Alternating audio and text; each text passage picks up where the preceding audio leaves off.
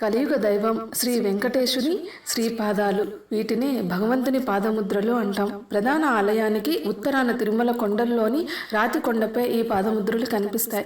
హిందూ పురాణాల ప్రకారం వైకుంఠం, విష్ణువు యొక్క స్వర్గధామం నుండి భూమికి వచ్చిన శ్రీ వెంకటేశ్వరుడు ఇదే ప్రదేశంలో నిలిచాడు. వెంకటేశ్వరుని స్వర్గపు సన్నిధికి చిహ్నంగా మరియు ఆయన పవిత్ర కొండ సందర్శనకు రుజువుగా ఈ మతపరమైన ప్రదేశం శ్రీవారి పాదాలు చరిత్రలో ముఖ్యమైన భాగాన్ని కలిగి ఉన్నాయి. భక్తులు శ్రీవారి పాదాలను చేరుకున్నప్పుడు వారు విపరీతమైన ఆధ్యాత్మికతతో నిండిపోతారు.